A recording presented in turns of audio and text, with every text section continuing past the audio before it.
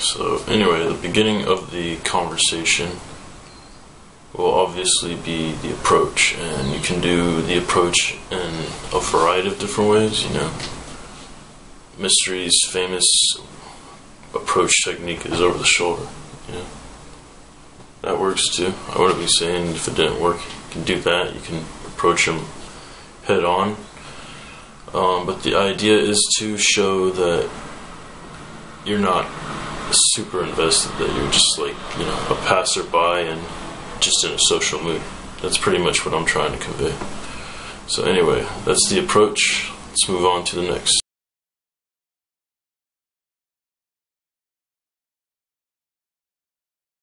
And the next step for day game, which would be step 3.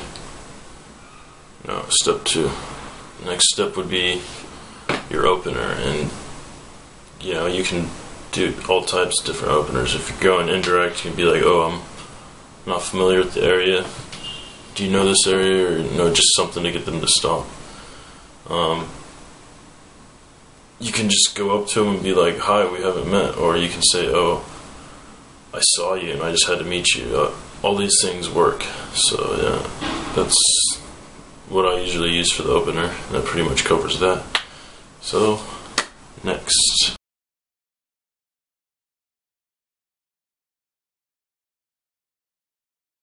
For this step, let's say we got the opener in and she's paying attention, not ignoring us, so she's obviously somewhat receptive. I'd like to usually, at this point, I'll drop a false time constraint, which is another trick from Mystery Method, which also works. I'm not advertising Mystery Method, I'm just telling you that some mystery shit actually works for all those guys that aren't Mystery Method guys. But anyway, yeah, I dropped the false time constraint. That way she doesn't think I'm going to be there, and she's more like comfortable, because I'm not just some creepy guy that is going to be there forever. I'm just some guy stopping by and just felt like being social. At least that's the message I'm trying to send. So anyway, let's move on to the next step.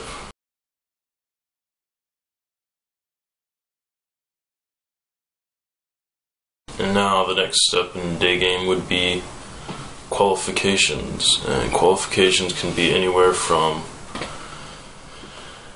telling her, oh, I'm not from here, seeing if she will, you know, ask you where you're from. That's a qualification.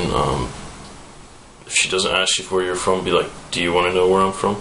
If you don't want to know, then I won't tell you. And usually if they're interested, they'll be like, okay, sure, where are you from?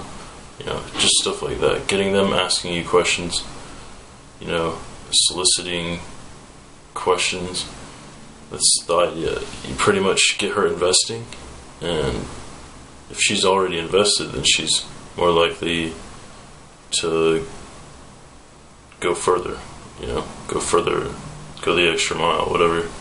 But anyway, moving on.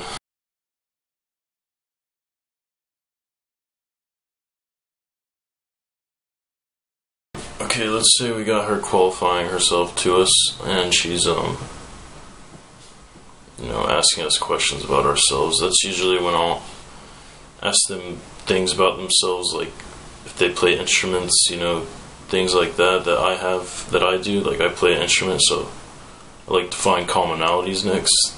So once I have them qualifying and they're asking me questions, which is a sign of interest, you really can't get a girl if she's not initially interested, at least somewhat, you know, or curious about you.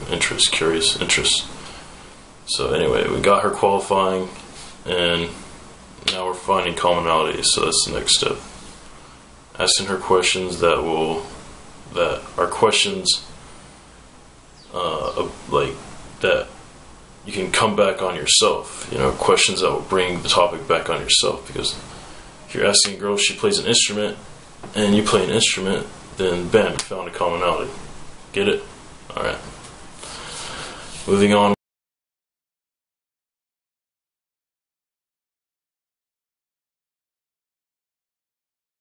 Okay, so we found some commonalities. We both play instruments. The next step for me when I'm talking and having a conversation is I will start laying the DHVs, start raising my value with DHVs, demonstrations of higher value, which are basically stories that raise your value, but in a subtle way.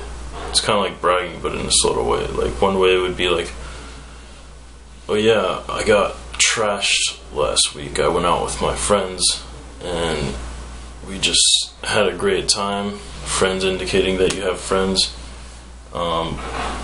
Anyway, I got so messed up. But yeah, it was great. Did you do anything last night? You know, just, that's a basic one. That's a simple one. So stuff like that, showing that you have a life, showing that you have friends. Perfect. Alright, moving on.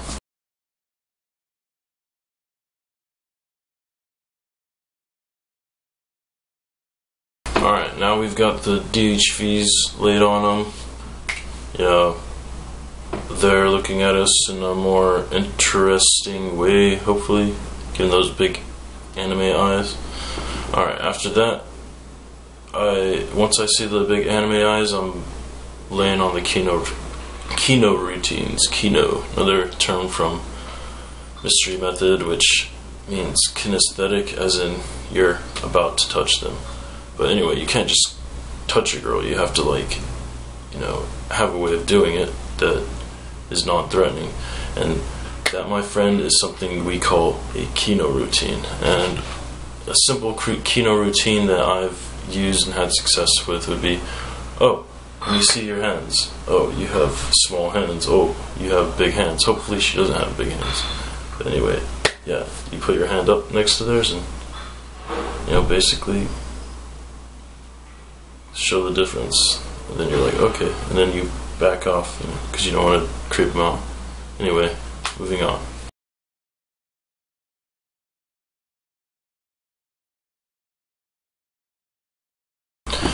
Okay, now we got the Kino routine in, you know, that is, you know, feeling pretty good.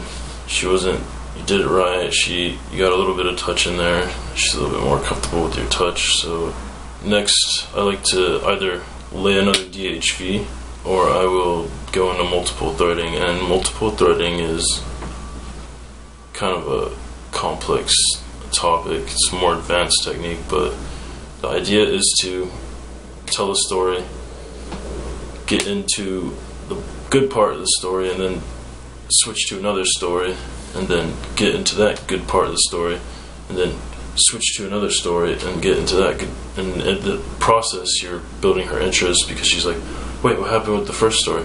Wait, what happened? What's going on? You're making me, like, want to know all these things about these stories, and you get right to the good part, you know. So then, like, that's what she's thinking in her head. So all of a sudden she's going from bored to, wait, what happened? And, you know, bam, you're basically, in a manipulative way, you are getting her interested in you. But it's not really in an interesting sexual way, it's just an interesting way that she wants to know more about the stories. So you're basically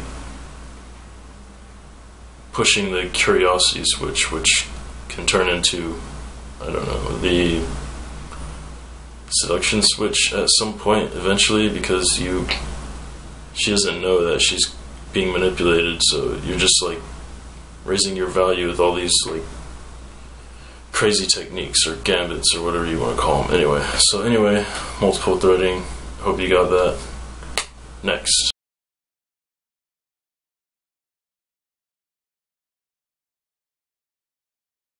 Okay, now we're going to talk about proposing the incident. And hopefully if you're doing everything correctly, you're piquing her interest and she's intrigued by you.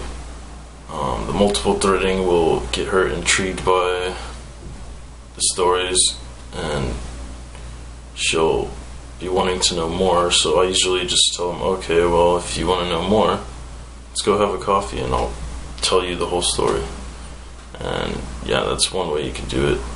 If not, you can just be like, come on, let's go get a coffee, you're fun, you know. If there's interest, then she's gonna do it. If there's interest and she's not busy, then she'll do it. So anyway, next I'm gonna be talking about if she says no. So anyway, moving on.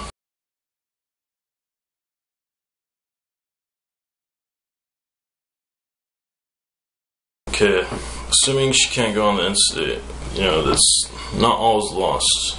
We can, you know, always see her another time. But if usually she isn't able to go, then I'll make like a motion, like give her body language, like, oh, okay, like I'm gonna go, and I'll start body rocking. If you don't know what body rocking is, then you should learn. It's a mystery method technique. Well, anyway, I'll body rock like I'm gonna go, and then I'll stop and I'll start talking to her. And I usually lay on another DHV, you know, maybe an emotion spike. Emotion spike is like, I don't know, a teasing in a way. You say something that, you know, she doesn't expect, like, oh, you suck. See how she responds. And then just be like, nah, just kidding, just kidding. It's very important to do the just kidding. I'm sure you've heard about that from other PUAs. Just kidding, just kidding. If you don't tell her just kidding, then she might just be like, fuck you, and walk off. Well, anyway. So yeah, there we go. We give her a little bit of negative body language and lay a DHV or emotion spike, you know. And that sets us up for the next step, which I'll tell you in a minute.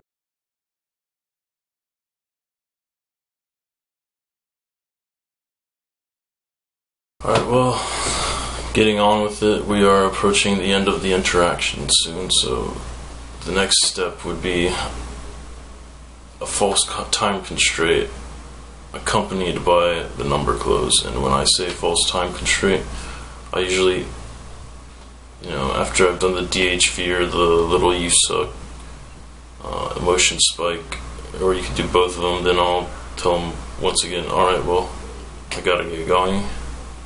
I wanted to do some things before I meet up with my friends. Let me get your number. I'll text you later.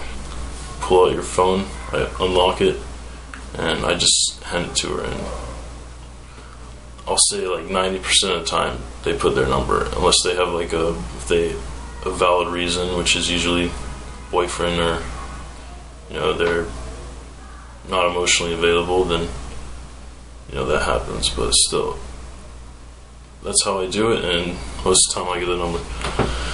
So anyway, got that. Now, moving on.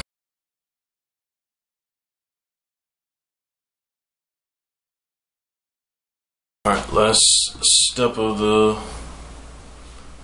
interaction, I would like to lay a little bit of more kino on them. You know, you don't have to do this, but I feel like doing this raises your chances, and in a non-threatening way get your intentions across, that you're not talking to her to be buddies or become friends and get friend zoned. So I usually will just say, well, it's nice talking to you, grab their hand, like I'm going to give them a handshake, grab their hand, and I just come around, little kiss on the cheek, bam, done. And after that, I'll be like, nice meeting you, turn around, motion, goodbye. I don't even look back. And then bam, I got her number, interaction complete, next, like a robot. Anyway, so that is basically my day game setup. Hope it works for you.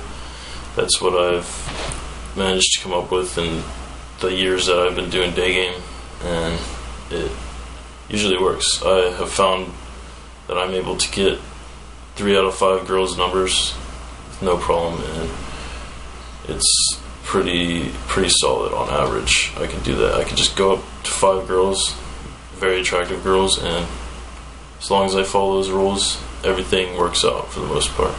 So anyway, there you go. Thanks for watching, and good luck.